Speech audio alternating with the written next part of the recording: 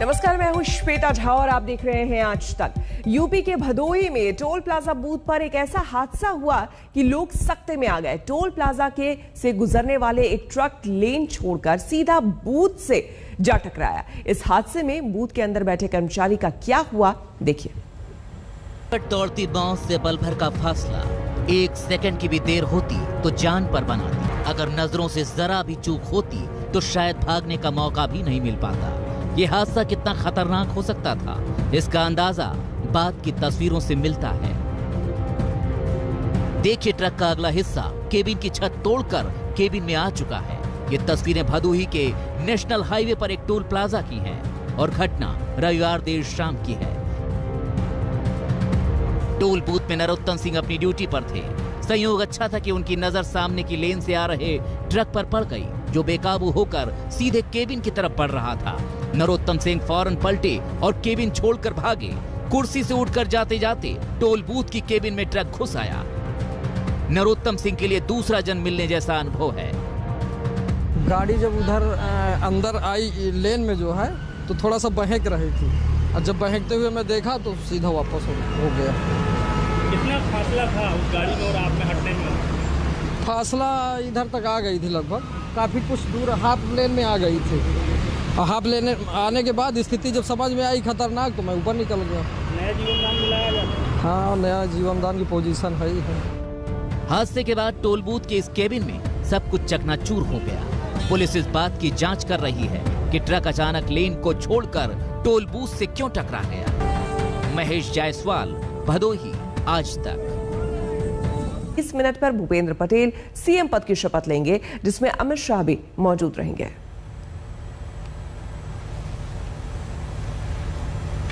गुजरात में नए सीएम की गांठ सुलझाने में बीजेपी को बस 24 घंटे लगे। बीजेपी ने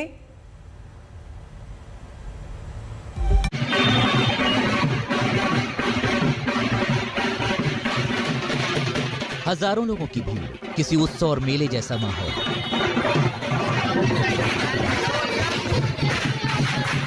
लेकिन ये गणपति उत्सव की भीड़ नहीं है, ये मौका है बीजेपी विधायक आकाश विजयवर्गीय के जन्मदिन का। इस मौके पर हजारों की संख्या में समर्थक मौजूद थे और पुलिस प्रशासन नदारा। वो भी तब जब कोरोना और गणेश उत्सव को लेकर इंदौर में धारा 144 और 188 लगी हुई है।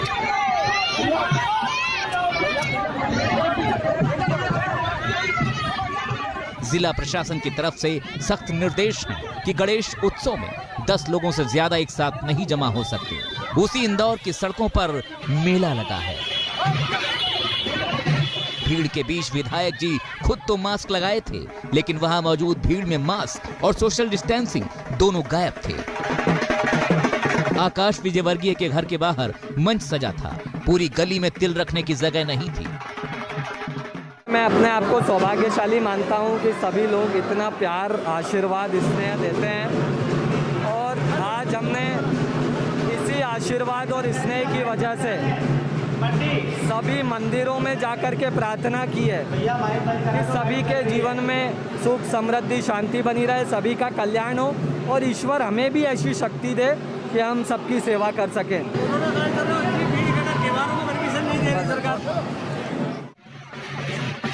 कोरोना का खतरा पूरी तरह टला नहीं है। एक तरफ प्रशासन आम लोगों के लिए सख्ती बरत रहा है, तो दूसरी तरफ भीड़ भाड़ की ऐसी तस्वीरें भी सामने आ रही हैं। राजस्थान के भरतपुर में चिकित्सा राज्य मंत्री डॉक्टर सुभाष गर्ग के स्वागत समारोह में भी ऐसी ही लापरवाही देखने को मिली। तो मेरा जो ड्रेनेज का प्लान है, जिसके लिए 275 करोड़ रुपए स्वीकृत किए सरकार ने। कार्यक्रम में मास्क और सोशल डिस्टेंसिंग की परवाह किसी को नहीं थी। राज्य के चिकित्सा राज्य मंत्री कोरोना प्रोटोकॉल का जिम्मेदारी से पालन नहीं करेंगे तो जनता में क्या संदेश जाएगा। राजस्थान के धौलपुर में देवछठ पर लगने वाले लक्खी मेला पर कोरोना की वजह से रोक लगाई गई थी, लेकिन लोग वहां भी पहुंच गए थे। भीड़ जमा होने से रोकने के लिए पुलिस को हल्का बल प्रयोग भी करना पड़ा। प्रशासन की तरफ से लगी रोक के बावजूद हजारों लोग डुबकी लगाने पहुंच गए थे। तीर्थराज मुचकुंद सरोवर को जाने वाले मुख्य रास्तों पर पुलिस बल की तैनाती थी, लेकिन श्रद्धालु दूसरे रास्तों से चलकर सरोवर पहुंच गए। पुलिस लाठी लेकर सरोवर किनारे जुटे लोगों को भगाती नजर आई। सवाल यही है कि पुलिस प्रशासन की यह सख्ती कोरोना प्रोटोकॉल तोड़ने वाले हर कार्यक्रम के लिए क्यों नहीं होती। इंदौर से धर्मेंद्र कुमार शर्मा और भरतपुर से सुरेश फौजदार के साथ उमेश मिश्रा, धौलपुर, आज तक।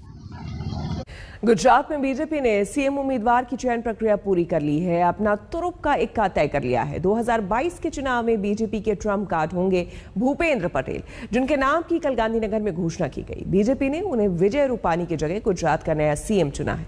आज दोपहर 2:20 पर भूपेंद्र पटेल सीएम पद की शपथ लेंगे, जिसमें अमित शाह भी मौजूद रहेंगे। लकी ड्रॉ का पिटारा खुला, पर्चा निकला, नाम लिखा था भूपेंद्र पटेल।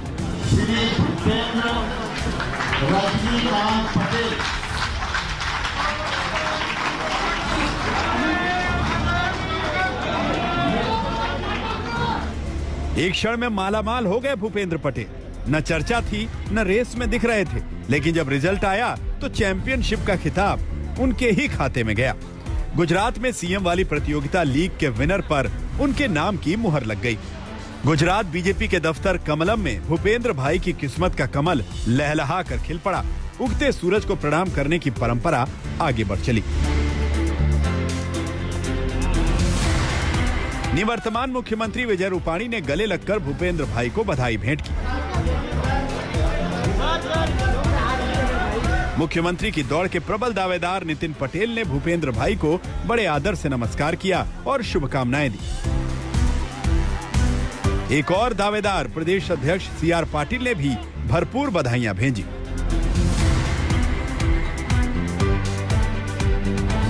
तीसरे दावेदार मनसुख मंडाविया भी गुलदस्ता भेंट करने आए थे और ये दिखाया कि इस फैसले से सब खुश हैं, बेहद खुश हैं, किसी को कोई दुख नहीं।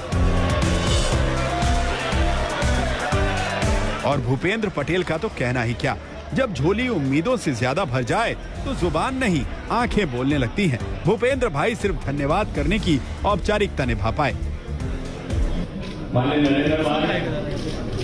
अरे भाई कौन है? नड्डा साहेब, गांधीनगर लोकसभा सांसद અને ગૃહમંત્રી વડીલ મંત્રી અમિતભાઈ શાહ સાહેબનો આ તબક્કે ખૂબ ખૂબ આભાર માનું છું કે જેમણે જવાબદારી અમને સોંપી। बीजेपी ने एक और चैंपियनशिप को बड़ी ही चतुराई और सूझबूझ के साथ अंजाम दिया। मैदान में मुकाबला होता भी दिखाया। संभावित मुख्यमंत्रियों को लेकर भविष्यवाणियां भी करवाई। ये साबित करने का भरपूर प्रयास हुआ कि टक्कर कांटे की है।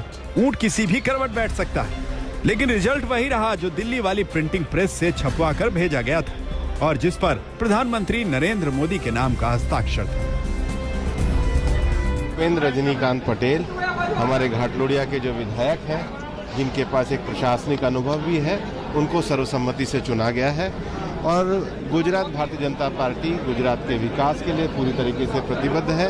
माननीय प्रधानमंत्री श्री नरेंद्र मोदी जी के नेतृत्व में, माननीय गृह मंत्री श्री अमित शाह जी और हमारे राष्ट्रीय अध्यक्ष श्री जगत प्रकाश नड्डा जी के नेतृत्व में हम गुजरात के विकास के लिए सब आगे तत्पर रहे। पार्टी हमारे शीर्ष नेतृत्व ने ये जो निर्णय लिया है, भूपेंद्र भाई सक्षम है और आने वाले चुनाव उनके नेतृत्व में अवश्य भारतीय जनता पार्टी अच्छी तरह से जीतेगी, हमें सबको पूर्ण विश्वास है।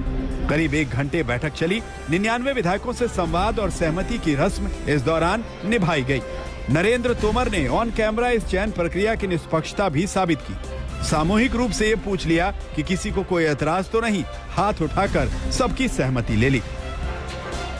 मीडिया के लोग यहाँ मौजूद हैं, मैं सदन में ये पूछना चाहूंगा, इस काम के अतिरिक्त कोई प्रस्ताव है? कोई प्रस्ताव है? सारे लोग दोनों हाथ उठा के कहो मीडिया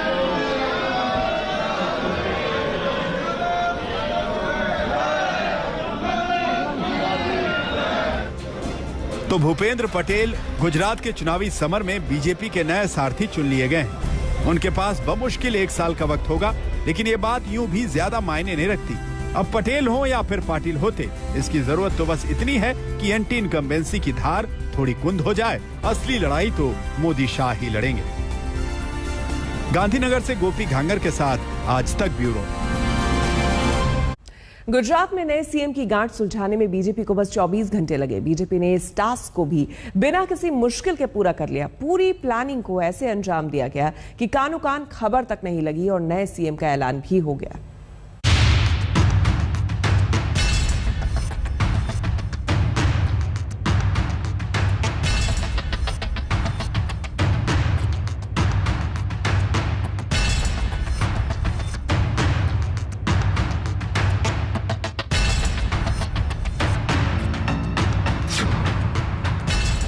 चट फैसला पट एक्शन, जैसे कि त्रिवेंद्र सिंह रावत के साथ हुआ।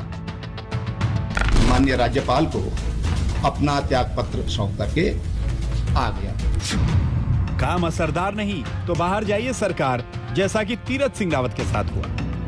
संवैधानिक संकट के कारण मैंने अपना इस्तीफा मुख्यमंत्री पद से देना उचित समझा। लाइट वेट हो या हैवी वेट, वही होगा जो दिल्ली चाहेगी, जैसा कि येदियुरप्पा के साथ हुआ। मुख्यमंत्री ಎಷ್ಟು ದಿನ ಇರಬೇಕು ಅಂತ ಹೇಳ್ತಿರೋ ಅಷ್ಟು ದಿವಸ ಮುಖ್ಯಮಂತ್ರಿ ಆಗಿರ್ತಾರೆ। और सीएम वही जो चुनाव में सीट दिलाएं, वरना बाहर जाइए, जैसा कि विजय रूपाणी के साथ हुआ। मैंने गुजरात के मुख्यमंत्री पद के दायित्व से त्याग पत्र दिया है। ये पीएम मोदी के पर्चा जांचने का पैमाना है। कसौटी है उम्मीदों पर खरे उतरने की। मोदी की बीजेपी में बार बार मौके नहीं मिलते। या तो सीधे बल्ले से शॉट खेलिए, गेंद को बाउंड्री के बाहर भेजिए, धुआंधार पारी खेलिए, अपनी टीम को जीत दिलाइए, या फिर जगह खाली करिए। आपकी जगह टीम में कोई और आएगा। जैसा कि उत्तराखंड में 3.5 साल के कार्यकाल के बाद त्रिवेंद्र सिंह रावत गए। त्रिवेंद्र सिंह रावत की जगह आए तीरथ सिंह रावत को तो सिर्फ 4 महीने में चलता कर दिया गया। 2 साल के कार्यकाल के बाद ही हैवीवेट येदियुरप्पा को भी बाहर का रास्ता दिखा दिया गया और 5 साल बाद विजय रूपाणी की कप्तानी पारी भी घोषित कर दी गई। 6 महीने में 4 मुख्यमंत्री बदल गए। सर्बानंद सोनोवाल का नाम भी जोड़ लिया जाए तो यह संख्या 5 हो जाती है। लेकिन बीजेपी में पत्ता तक नहीं खड़का। कहीं कोई सुगबुगाहट नहीं, कहीं कोई विरोध नहीं, आक्रोश की आवाज नहीं। क्या ये केंद्रीय नेतृत्व के ताकतवर होने की वजह से है, जिसकी धुरी पीएम मोदी है? वजह जो भी हो, मैच से ठीक पहले कप्तान बदलने का मतलब यही है कि चयन समिति को कप्तान की काबिलियत पर भरोसा नहीं रहा। सवाल गुजरात से भी उठ रहे हैं। हार्दिक पटेल ने हमला बोलते हुए ट्वीट किया। अगस्त में आरएसएस और बीजेपी का गुप्त सर्वे चौंकाने वाला था। कांग्रेस को 43% वोट, 96 से 100 सीटें, बीजेपी को 38% वोट और 80 से 84 सीट। आपको 3% वोट, 0 सीटें, नीम को 1% वोट, 0 सीटें और सिर्फ निर्दलीय को 15% वोट और 4 सीटें मिल रही थी। बहुत सारे सूत्रों के अनुसार आरएसएस और बीजेपी का एक सर्वे भी हुआ था कि क्या विजय रूपाणी के नेतृत्व में चुनाव लड़ेगी तो क्या होगा, जिसका पूरा सर्वे मैंने ट्विटर पे रखा था और कई सारे मीडिया ने इसकी ध्यान में रखते हुए न्यूज भी बनी भी है। कई लोगों ने इस बात को स्वीकारा भी है। मेरा ये बहुत स्पष्ट रूप से मानना है कि गुजरात के लोग बहुत ही अपेक्षाएं सत्ता से रखते थे, जिन अपेक्षाओं पर खरी उतरने का काम मौजूदा सरकार ने नहीं किया। मैंने कल भी कहा कि भाजपा ने सिर्फ मुख्यमंत्री बदला है, लेकिन गुजरात के 6.5 करोड़ लोग अब सत्ता बदलने के मूड में। अगर बीजेपी खतरा भांपकर मुख्यमंत्री बदलने की सीरीज चला रही है तो सिर्फ इससे खतरा पूरी तरह टल नहीं जाता। रावत हो या रूपाणी, जनता को जवाब तो देना ही होगा। हाँ, जोखिम कम से कम करने की कोशिश तो राजनीतिक पार्टियां कर ही सकती हैं। अहमदाबाद से गोपी घांगर के साथ हिमांशु मिश्रा, दिल्ली आज तक।